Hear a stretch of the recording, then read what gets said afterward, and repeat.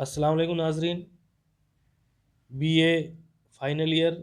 Subject Urdu کی on line class میں آپ سبھی کا خیر مقدم ہے۔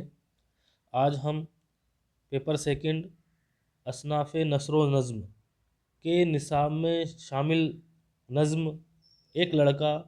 جس کے شاعر ہیں اختر الایمان کا مطالعہ کریں گے۔ ناظرین، اس نظم کے حصہ اول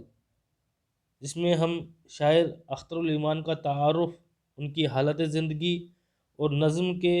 ابتدائی چند اشعار کا جائزہ لیں گے۔ سب سے پہلے ہم شاعر اختر الایمان کا تعارف اور اس کی حالت زندگی دیکھیں گے۔ ان کا نام اختر الایمان تھا اور تخلص اختر کرتے تھے۔ پیدائش 1915 میں نجیب آباد، ایک چھوٹے سے گاؤں جو ضلع بجنور UP میں پڑتا ہے، وہاں ان کی پیدائش ہوئی۔ اپنی زندگی نظم نگاری کے لیے وقف کر دی۔ فلموں میں کام کرنے کے سلسلے میں یہ ممبئی چلے گئے اور 1995 میں ممبئی میں ہی ان کی وفات ہوئی۔ اختر الایمان ابتدائی تعلیم کے بعد کچھ مدت تک دلی کالج میں زیر تعلیم رہے اور دہلی یونیورسٹی سے BA کیا۔ شروع میں محکمہ سول سپلائی میں کام کیا، کچھ مدت تک آل انڈیا ریڈیو سے بھی جڑے رہے۔ اس کے بعد ممبئی جا کر فلموں سے وابستہ ہو گئے۔ ان کی نظموں کے 6 مجموعے شائع ہوئے ہیں۔ ان 6 مجموعوں میں پہلا مجموعہ ہے گرداب۔ گرداب اختر الایمان کی نظموں کا پہلا مجموعہ ہے جو 1943 میں شائع ہوا۔ دوسرا مجموعہ تاریخ سیارہ ہے جو 1946 میں شائع ہوا۔ تیسرا ایک منظوم تمثیل کی شکل میں ہے جس کا نام ہے سب رنگ، یہ 1948 میں شائع ہوا۔ اگلا آب جو ہے جو 1959 میں شائع ہوا۔ یادیں کے نام سے ایک مجموعہ 1961 میں شائع ہوا، اور بنت لمحات 1969 میں اور نیا آہنگ 1977 میں شائع ہو چکے ہیں۔ اس طرح اختر الایمان کی نظم نگاری کے ان کے نظموں کے 6 مجموعے شائع ہوئے ہیں۔ ان کے علاوہ ان کا ایک کلیات سرو ساما کے نام سے 1984 میں منظر عام پر آیا۔ انہوں نے اپنی ایک خودنوشت بھی لکھی ہے جس کا نام ہے اس آباد خرابے میں، یعنی جس کے اندر اختر الایمان نے اپنی زندگی کے تمام واقعات، لمحات اور قصوں کو اپنی خودنوشت، جسے انگریزی میں ہم آٹو بایوگرافی بھی بولتے ہیں، ہندی میں آتم کتھا کہتے ہیں، اس کے نام سے، اس آباد خرابے کے نام سے جو ہے انہوں نے لکھی تھی۔ ان کا جو چوتھا مجموعہ ہے یادیں، اس کے لیے 1962 میں انہیں ساہتیہ اکادمی ایوارڈ بھی دیا گیا۔ تمام اعزازات اور ایوارڈ کے علاوہ اقبال اعزاز بھی ان کو جو ہے صوبائی اکادمیوں کی طرف سے دیا گیا، اور مختلف اعزازات اور انعامات سے انہیں نوازا گیا۔ تو یہ اختر الایمان نے اپنی شاعری کے ذریعے، اپنی نظم نگاری کے ذریعے اردو ادب کو ایک معراج کمال تک پہنچایا، اردو کو اپنا ایک نیا رنگ اور آہنگ سے جو ہے نوازا۔ اختر الایمان کی نظم نگاری میں انہوں نے آزاد نظم اور مورا نظم بھی لکھی ہے، جو نظموں کی مختلف اقسام ہوتی ہے۔ آزاد نظمیں اور مورا نظمیں ان کی یہاں خوب دیکھنے کو ملتی ہے۔ اختر الایمان کی نظموں میں ایک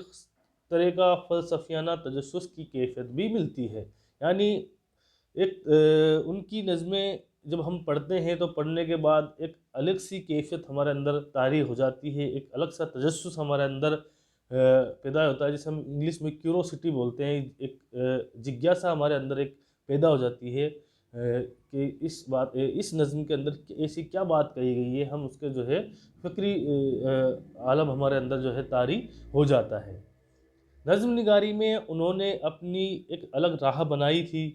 نیکی اور بدی کی کشمکش،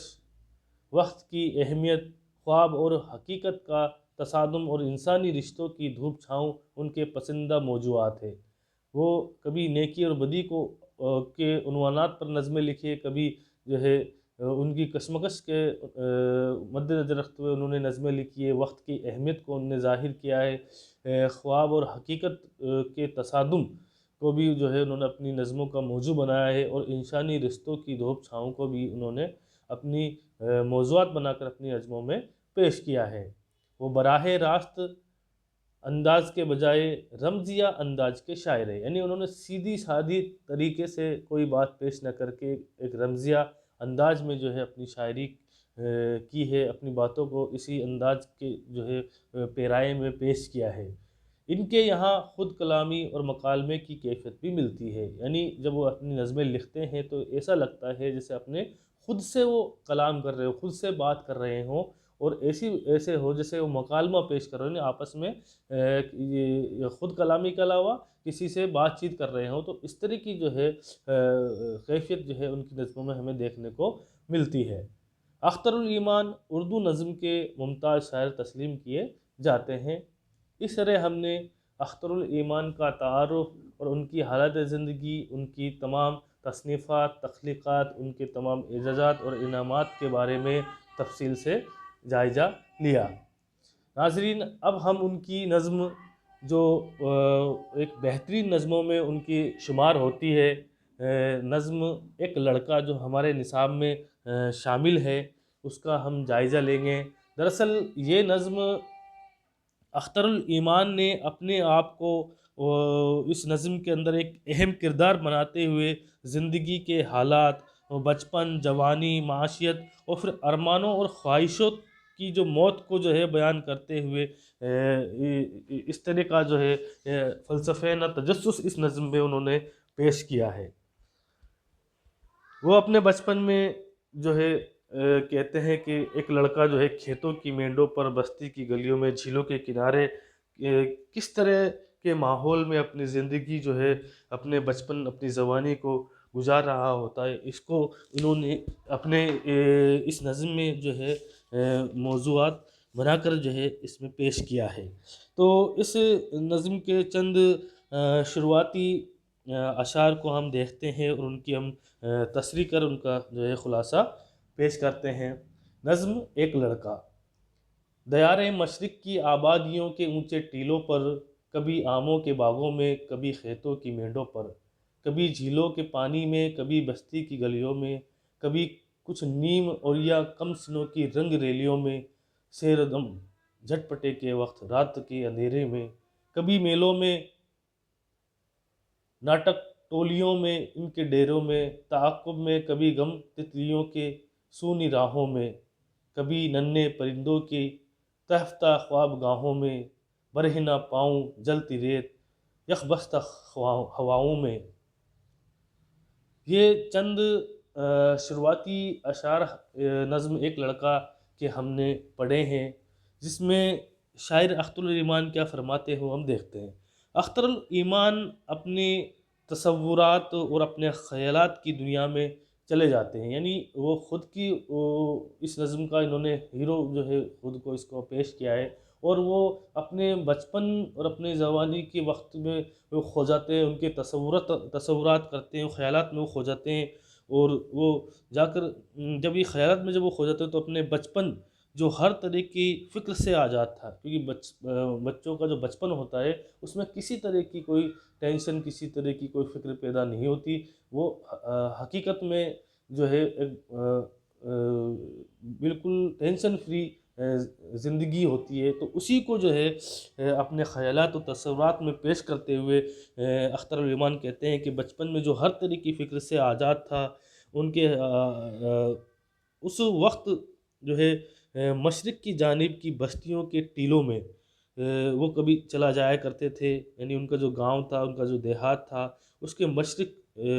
کی طرف کی جو بستی کے جو ٹیلے تھے وہاں چلے جاتے تھے، کبھی آموں کے باغوں میں، کبھی کھیتوں میں، کبھی صبح کے وقت تو کبھی شام ڈھلے کے وقت۔ کبھی میلوں کے ہنگاموں میں تو کبھی ناٹک اور ڈراموں کی منڈیوں میں گھومتا پھرتا ہے، تو کبھی موسم بہار میں پھول پر بیٹھی والی ننھی خوبصورت سی تتلی کو پکڑ کر لے لے جاتے ہیں اور اس کے پیچھے دوڑتے پھرتے ہیں، تو کبھی ننھے منھے پرندوں کے گھونسلوں کی تلاش میں ننگے پاؤں گرمیوں میں جلتی ریت پر، تو کبھی سردیوں میں ٹھنڈی اور جما دینے والی ہواؤں میں۔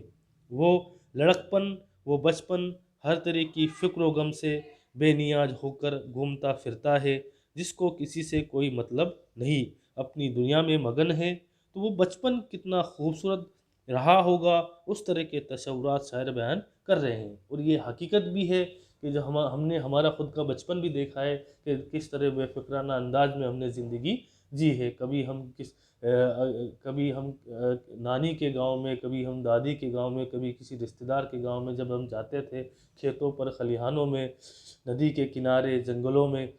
کس طرح ہم گھومتے پھرتے تھے، تو وہ بچپن واقعی بچپن ہوتا ہے۔ اور اسی تصورات اور خیالات کو شروعاتی چند اشعار میں شاعر اختر علی ایمان نے پیش کیا ہے۔ آگے کے جو اشعار ہیں اس کو پیش کرتے ہوئے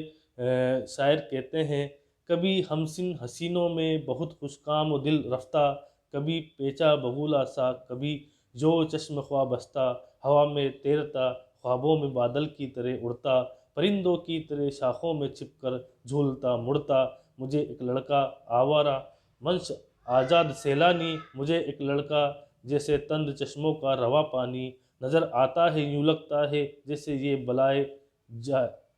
بلائے مجھے جا، میرا ہمزاد ہے ہر گام پر ہر موڑ پر باخلا، اے ہمزاد پاتا ہوں یہ سائے کی طرح میرا تعاقب کر رہا ہے، جیسے میں مفرور ملزوم ہوں، یہ مجھ سے پوچھتا ہے اختر علی ایمان تم ہی ہو۔ تو اس نظم کو آزاد نظم کی کیفیت میں، اس کی شکل میں جو ہے اختر علی ایمان نے پیش کیا ہے، اور جو ابھی ہم نے چند اشعار جو ہے اس نظم کے پیش کیے ہیں، تو اس میں اختر الایمان جو ہے اس آزاد فطرت اور بے فکر بچپن کے بارے میں جو ہے فرماتے ہیں اور کہتے ہیں کہ وہ کمسن کبھی تو اپنے ہم عمروں میں بہت خوش ہوئے خرم رہتا تھا، تو کبھی خوشی میں بغلے کے مانند، کبھی خون بہانے والی آنکھ کی طرح سے، تو کبھی آسمان میں بھٹکتے ہوئے آوارہ بادل کی طرح جو کہ ہواؤں میں ادھر ادھر تیرتا پھرتا ہے کی طرح سے، تو کبھی ننھے ننھے پرندے کے مانند جو کہ خوشی سے چہچہاتے ہیں، اور کبھی اس ساکھ پر تو کبھی اس ساکھ پر جھولتے ہیں، اڑتے ہیں، چہچہاتے ہیں اور اپنی خوشی کا اظہار کر رہے ہوتے ہیں۔ اس طرح سے ایک لڑکا مجھے گھومتا پھرتا نظر آتا ہے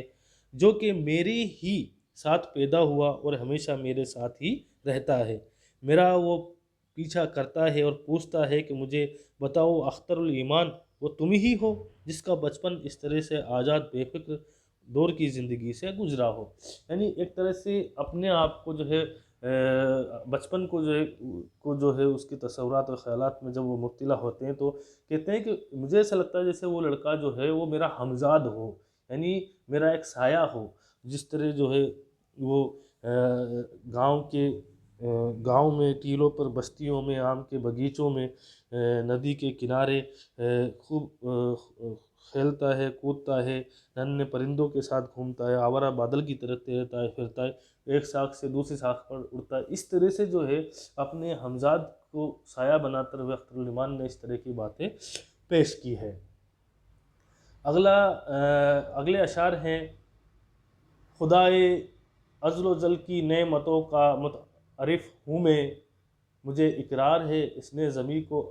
ایسے پھیلایا کہ جیسے بستر غم خواب ہو، دنیا و مخمل ہو، مجھے اقرار ہے یہ خیمہ افلاک کا سایہ، اسی کی بخششیں ہیں، اس نے سورج چاند تاروں کو فضاؤں میں سنوارا، ایک حد فاصل مقرر کی،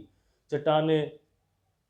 چیر کر دریا نکالے خاک اسفل سے، میری تخلیق کی مجھ کو جہاں کی پاسبانی دی، سمندر موتیوں مونگوں سے، کانے لال و گوہر سے، ہوائیں مست کن خوشبوؤں سے معمور کر دی ہے۔ ان اشعار کے اندر جو ہے شاعر اختر علی ایمان جو ہے خدا بند و تعالیٰ کے فضل و کرم کی طرف اشارہ کرتے ہیں، ان کے کریم ہونے کی جو ہے ان کی بخششوں اور نعمتوں کا اعتراف کرتے ہوئے فرماتے ہیں کہ اس نے زمین کو ایسے پھیلا دیا جس طرح سے ریشمی بستر ہو، یعنی اللہ تعالیٰ کے کریمیت کا اظہار کرتے ہوئے وہ کہتے ہیں، ان کی بخششوں نعمتوں کو اعتراف کرتے ہوئے کہتے ہیں کہ خدا بندہ تعالیٰ تو نے زمین کو اس طرح پھیلا دیا جیسے ریشمی بستر ہو، یعنی چاروں طرف گھاس کے میدان، ہری ہری سبزہ ہریالی ہو، ندی جھیل جھرنے پہاڑ ہو، تو ایسا لگتا ہے جیسے ریشمی بستر کی طرف خدا بندہ تعالیٰ تو نے اس زمین کو پھیلا دیا ہو، اور اس نے آسمان کا خیمہ بنا کر اس کا سایہ کیا ہو، اور آسمان ایسا لگتا ہے جیسے بنا ستون کا جو ہے کوئی ٹینٹ کھڑا ہوا ہو، کوئی سامیانہ لگا ہوا ہو، تو ایسا لگتا ہے جیسے آسمان کو بنا ستون کے تو نے جو ہے خیمہ بنا دیا ہو۔ یہ تمام اسی کی عنایتیں ہیں اور بخششیں ہیں۔ اسی نے سورج چاند پر فضاؤں میں سنوار کر ان کو روشنی بخشی، اور پھر ان کے درمیان میں ایک حد مقرر کر دی کہ وہ اپنی اپنی حدوں میں مدار پر رہیں گے، یعنی اتنے خوبصورت چاند اور سورج بنائے جو فضاؤں میں جو ہے گردشیں کر رہے ہیں، ان کو روشنی عطا کی، اور ایک حد، ایک دوری ان کے بیچ میں مقرر کر دی کہ وہ دونوں اپنی اپنی جگہوں پر مقرر رہیں گے۔ اے خدا تو نے دریا بہتے ہوئے جو ہے دریا بنائے ہیں، پھر انسانوں کو مٹی سے پیدا کر کے ان کو تمام چیزوں پر پاسبانی و حکمرانی بخشی ہے، اور اس کو ایک مرتبہ سمندروں کو اس نے موتیوں سے اور مونگوں سے، تو کانوں کو ہیرے جواہرات سے جو ہے تو نے بھر دیا ہے۔ سمندر کے اندر موتی اور مونگے نکلتے ہیں، خانوں کے اندر ہیرے جواہرات نکلتے ہیں، تو نے خدا تعالیٰ اپنے فضل و کرم سے ان کو جو ہے بھر دیا ہے۔ ہواؤں میں پھولوں کی بھینی بھونی خوشبو تو نے پھیلائی ہے، پھر اسی کے بعد انسان کو حکمرانی دی، اور ان سب چیزوں پر انسان کو حکمرانی دی کہ انسان جو ہے ان چیزوں کو جو ہے حاصل کر سکتا ہے، انہیں اپنی زندگی میں جو ہے کام میں لے سکتا ہے۔ تو ان چند اشعاروں میں اللہ تعالیٰ کے فضل و کرم، ان کی کریمیت کو جو ہے، ان کی بخششوں، ان کی نعمتوں کا جو اعتراف جو ہے شاعر نے ان چند اشعار کے اندر پیش کیا ہے۔ اور آج کے اس حصہ اول کے نظم کے